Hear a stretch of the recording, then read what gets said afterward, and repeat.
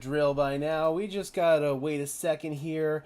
Make sure that everything is nice and stable all across the YouTube platform. Make sure that we are having a nice, clean, smooth, easy transmission here. All right, it looks like we are good to go. Welcome in, Broncos country. It is game day. We have made it, guys. The Denver Broncos take on the Seattle Seahawks in a little over an hour from now at 2:05 p.m. Mountain Time. This is the moment we have all been waiting for. Bo Nix is set to make his NFL debut. We have all been anticipating for this moment to get here, and it's finally here. And I think right now we're just all collectively waiting and anticipating, and just we're all excited, man. That's just the best way to put it. We're all excited. We've got Maverick in the house. Good to see you, Maverick. Before we officially get started, guys, if you could just do me a big favor and leave a like on this stream as well as subscribe to the channel, I would really appreciate it. Those are both free and easy ways to show your support. It helps tell YouTube's algorithm to push us out, and it helps us get seen by more and more members of Broncos country just like you and me. We've got Kim in the house. Good to see you, Kim. Hopefully you are doing well. So we're going to go ahead and we're going to be live here for about 20 to 30 minutes, breaking down the game, what we are going to anticipate look for in this game. I feel like the Denver Broncos have a very tough matchup ahead of them against this Seattle Seahawks defense that's going to be run by new head coach Mike Macdonald alongside their new defensive coordinator Adden Dirty. But Mike Macdonald is their defensive play caller. He's bringing over a very complicated scheme from Baltimore that is a single high man coverage blitz heavy scheme that has a lot of exotic simulated pressure looks that are going to be really tough for Bo Nix to process at the line of scrimmage. But at the same time, I do know that Bo Nix has a very high level processor, so I think he's going to be able to handle that. What's going to complicate matters is the crowd noise. The communication is going to have to be sound. The Broncos are going to have to work on their nonverbal communication. They're going to have to use a silent snap count, probably both in the shotgun as well as under center. Limit as much verbal communication at the line of scrimmage as you can. That will lead to less pre-snap penalties, and that's one of the big keys to winning this game for the Denver Broncos. Keep yourself ahead of the chains.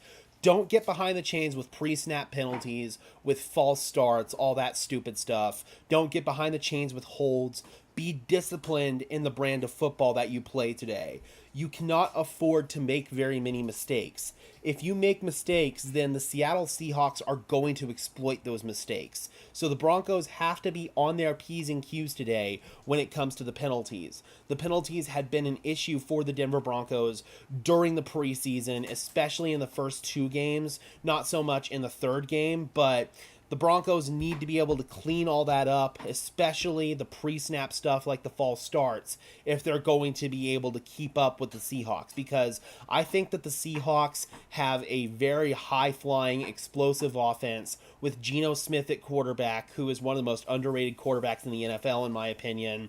Jackson Smith-Njigba, Tyler Lockett, DK Metcalf at wide receiver, Noah Fant at tight end, Kenneth Walker and Zach Charbonnet at running back. They've got a loaded core of weapons. So the Broncos are going to have to probably keep up with the Seattle Seahawks, potentially in a shootout. I know I said yesterday that it was probably going to be a bit of a closer game, a bit of a lower scoring game, but looking at some of the preseason tape from the Seattle Seahawks a little bit more, I think that they're really going to air it out. So the Broncos better be prepared to keep up with that.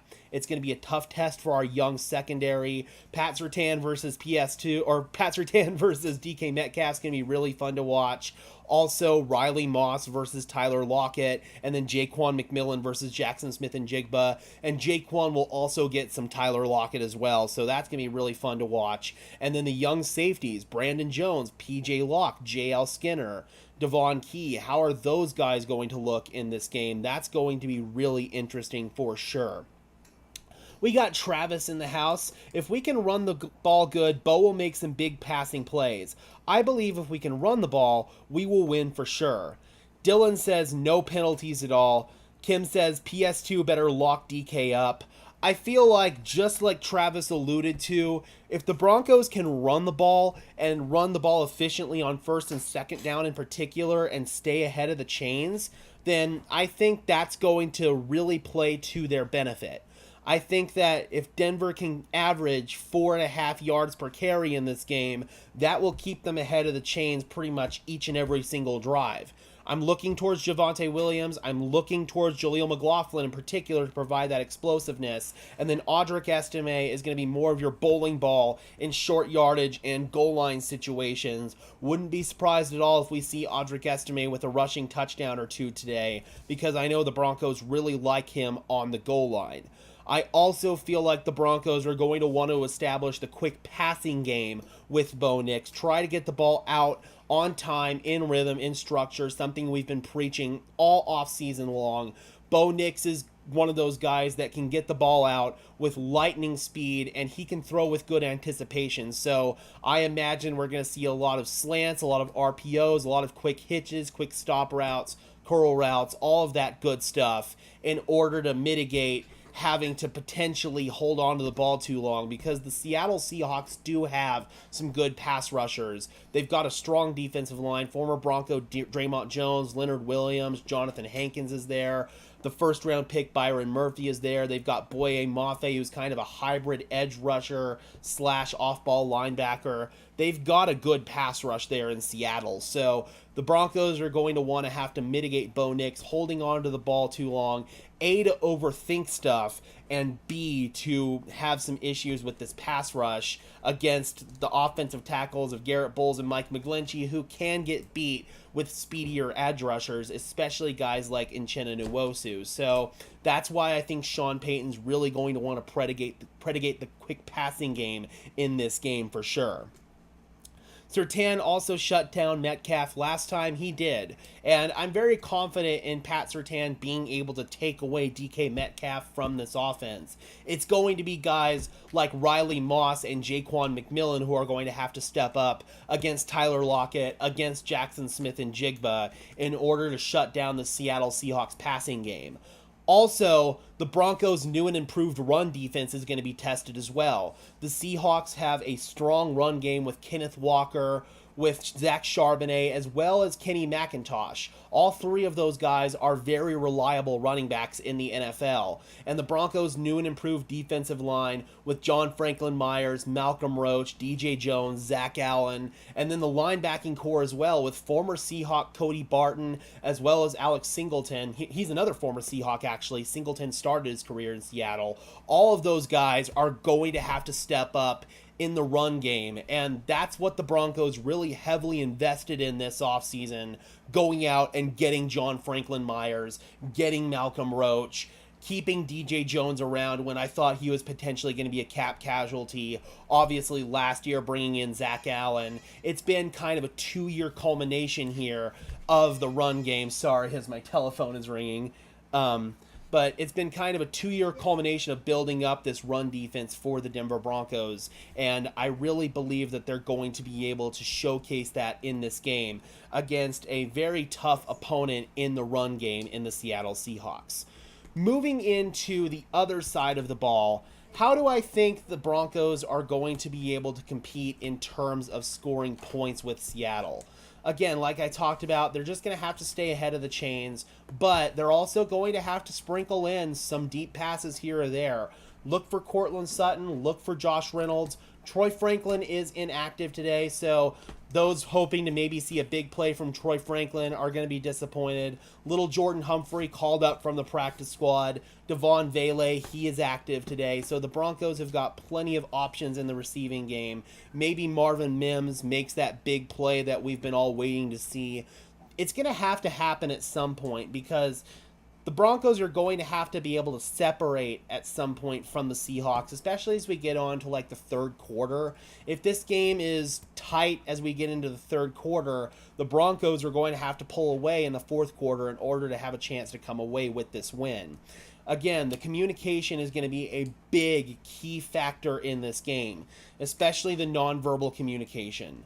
I've been emphasizing that the Denver Broncos have to be able to master their hand signals, their silent snap counts, all of those things just to make sure that you don't risk messing something up at the line of scrimmage. If one guy is not on the same page as the other 10 guys on the field, then the whole play could get messed up.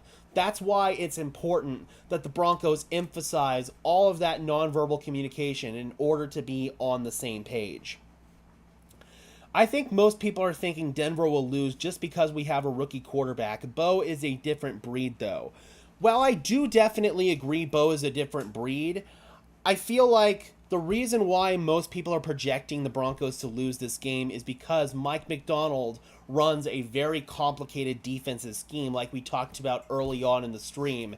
It's a man coverage, single high scheme, a lot of press, but there's also a lot of simulated pressures. What that means is they're showing that they could potentially bring 5, 6, 7 guys on a rush at the line, but then they drop back and only rush 4. The thing is, which one of those 4 is going to end up dropping back in coverage and who's going to rush? We've seen instances of them rushing corners and dropping defensive linemen into coverage with this defensive scheme. And it's a scheme that's really gone around the NFL over this last offseason. The Chargers now run it with Jesse Minter. The Ravens still run it with their new defensive coordinator, Zach Orr. The Dolphins are running it with their new defensive coordinator, Anthony Weaver.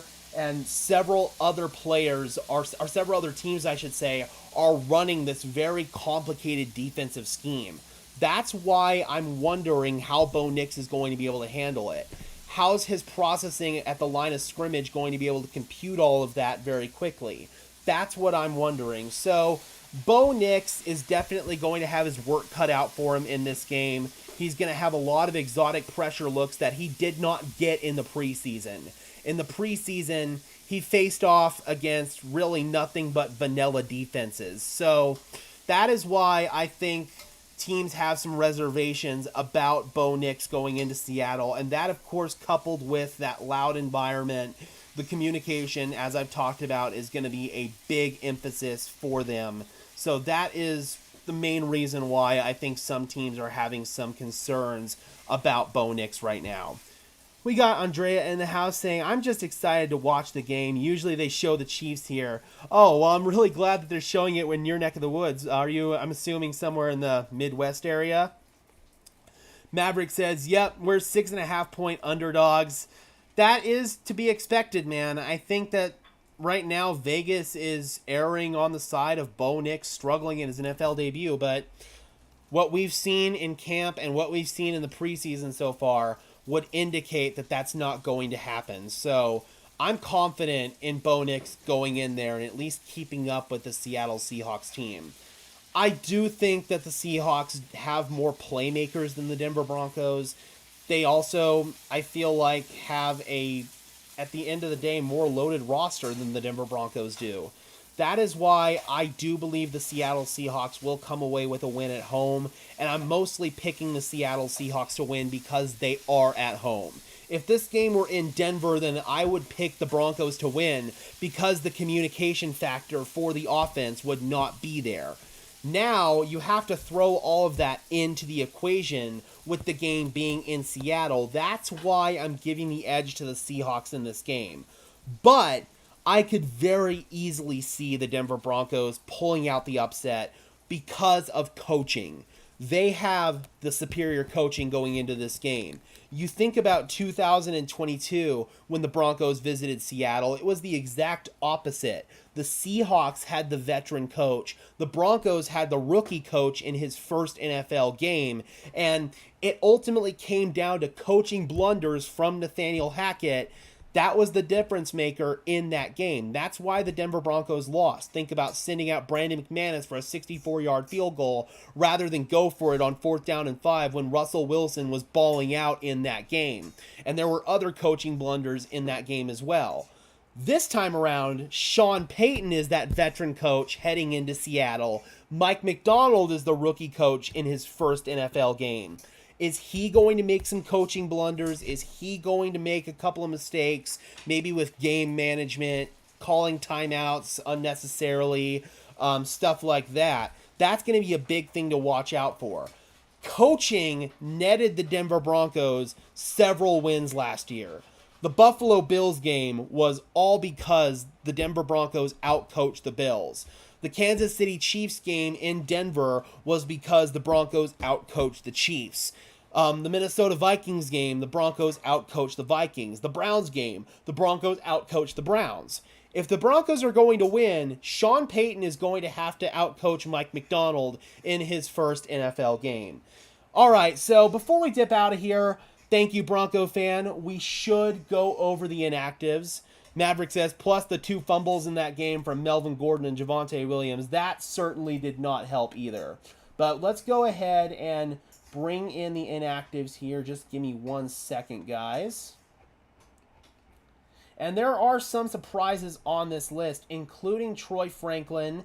Troy Franklin was a guy who I thought maybe would be up, but Benjamin Albright said he's not surprised by this at all. So do with that information what you will. All right, I am bringing it in right now, guys.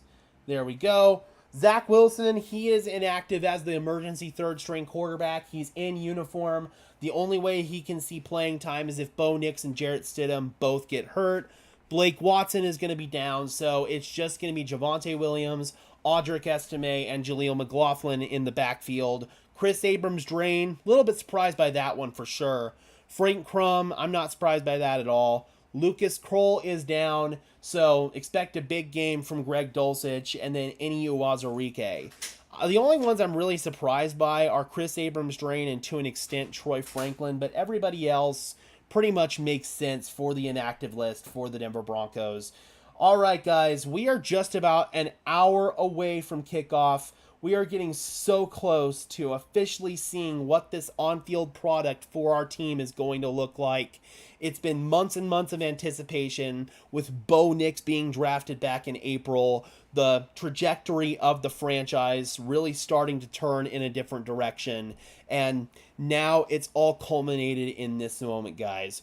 We will be live streaming the game here on Broncos Syndicate, so please be sure to tune in to that live stream. We will be going live here at about 1:50, I would say, and we'll be going through play-by-play as well as game audio that we'll bring in from the TV for the game. So hopefully you guys can tune in for that.